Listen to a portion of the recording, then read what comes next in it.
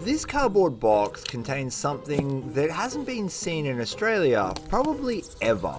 It's a one-of-a-kind object that dates back several hundred years. But first, we have an official bucket sponsor. Really? Yep. You kidding? Nah.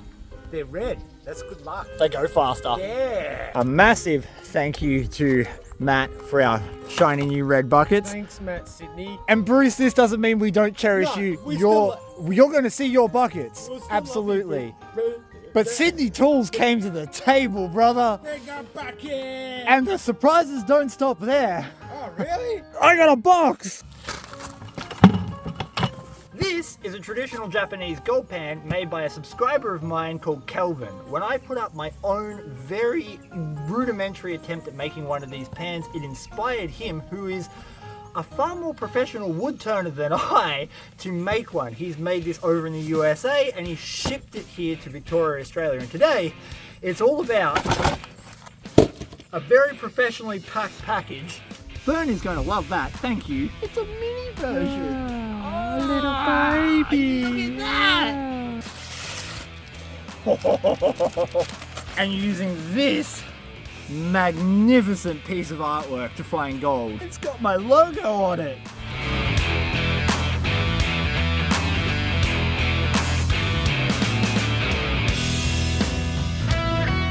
Wow, that is a piece of craftsmanship. this magnificent piece of craftsmanship is called a Yuri Ita gold pan. There's one other thing that goes along with a Yuri Ita gold pan, and that's a pelican pick. You see, there's very little reference material on the internet for traditional Japanese gold pans, but the reference material that is there, they all use pelican picks to dig. So again, I went to Sydney Total Tools. I did purchase this, I didn't get given it, and we now have a pelican pick to do the proper Yuri Ita. Let's get Yuri Ita-ing. For those of you wanting to Google this, the spelling is Yuri Ita. This next bit's going to make Kelvin cry, and a lot of other people cry too. See, the thing is, when you get a nice thing, nice things must be marked, because if nice things aren't marked, it won't be a nice thing and it will be removed from you in a way that just isn't fair or just. So with that in mind, Be gentle. I won't throw it, Gadsy. I'm just going to throw something at it. Huh? You Excellent. dented it. See that, Gold Gods? Now we can proceed. I didn't ruin it. You ruined it. I didn't. My ever-growing collection of unique and interesting gold pans grows. One of my favorite things about this channel is getting the opportunity to explore tools just like this one. Sure, they look really different to what we use today in modern prospecting. And yet the pans, sluices, and digging implements that I've used on my show have been used for thousands of years to great effect. And I was really looking forward to seeing what this gold pan could do. As I said, this is a traditional Japanese gold pan, and there is a bit of a technique to using this. Now Christopher, let's try to use our words and explain what's going on here.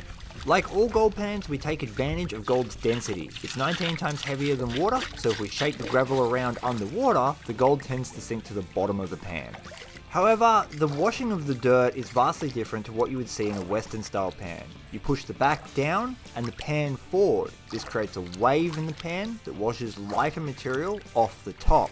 The reveal is also a little different. This pan is primarily aimed at processing material, not prospecting. Oh, we got gold. Yuri Itas are much like the Batea pan that I've been using for years now, where they're a production pan more than a revealing pan, and that means that the method in which we reveal the gold is a little different to traditional pans that you would see in the West.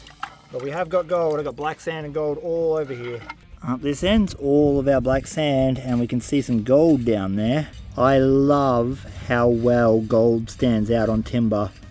It is by far the nicest way to view any gold that I've found so far. But for now, we're just going to collect all the concentrates in a bucket, not worry too much about the reveals, and process it at home.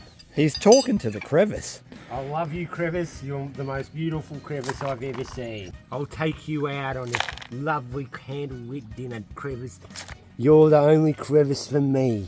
As with anything new, particularly things that you don't have any real reference material for, there is a learning curve. I try to not have too much of an opinion about these objects until I've used them a fair amount.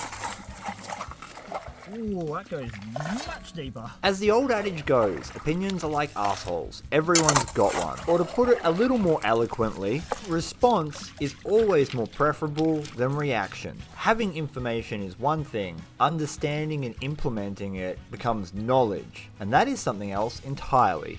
And a few pans in, I was starting to discover just how much of a technique there really was to not only revealing the gold, but also processing the dirt down. About the same amount, not a bonanza, but hey, we've blessed the pan. We're going to work out how this pan works before we set upon finding a really decent spot to work, but we are catching extremely fine Reedy Creek glacial gold. I like. Yeah.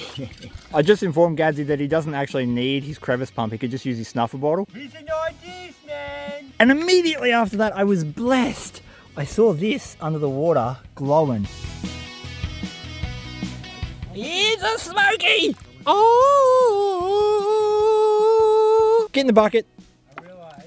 I realised that I can use my... You didn't realise nothing! I came up with this. You didn't come up with nothing! Why are you lying to the public, Gadsy? I came up with Spoken like a true politician. I got some clay in this one, so maybe some more gold.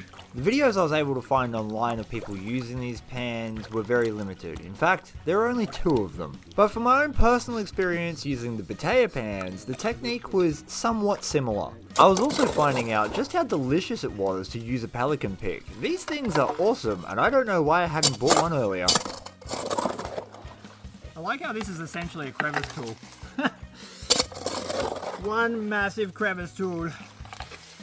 Japanese are onto something. I'm meant to send a pay dirt to Japan, and that's on my to-do list. If anyone in Japan ever watches this and you want to, please just order the cheapest thing off my website to say that I've sent something to Japan. It's going to take me a little while to work this one out and get it just right, but we are recovering really fine gold, which is a good sign. Having done a few pans and getting a little bit of gold was inspiration enough to start prospecting to see if I couldn't find something a little better. And Reedy Creek is kind of difficult for that. There's gold everywhere. Sniffing out the really good deposits does take some time. I think I may have found an okay spot. It's not super rich, but way more specs than what we were getting. And I was still mastering the reveal.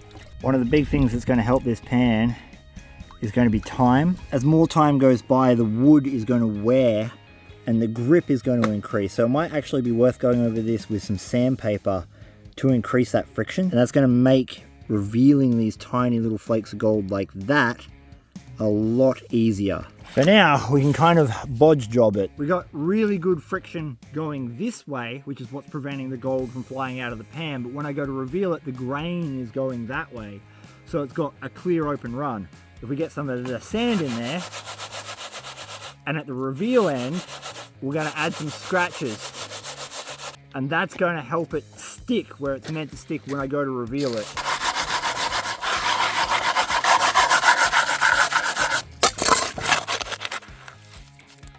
With Gadsy's opinion of my sandpapering of the pan firmly established, I set about working some more deep crevices.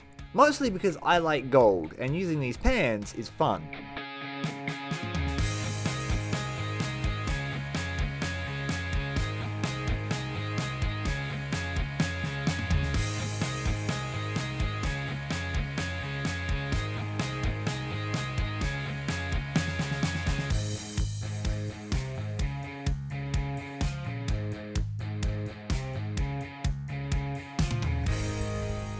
And whilst not perfect, my sandpapering had allowed me to retain more gold up the top when I was revealing it.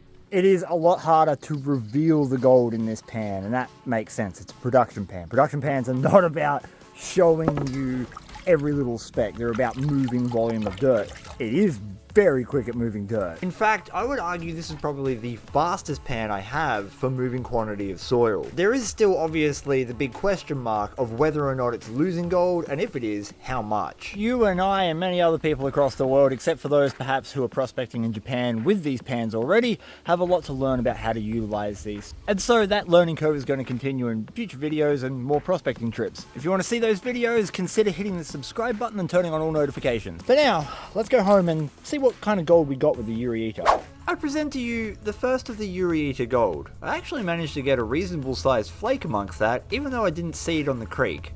hence why I have to go back and revisit the revealing process. And obviously, we've got a lot more testing that needs to be done. Kelvin from Scrounger's Whittleworks deserves a massive thank you for putting in a mammoth effort to create something so beautiful and shipping it right across the world. I've left a link in the description below for his social media. And with gold reaching 152 Australian dollars a gram, pulling out a third of a gram using a gold pan that's been around in Japan for hundreds of years, I think is pretty cool.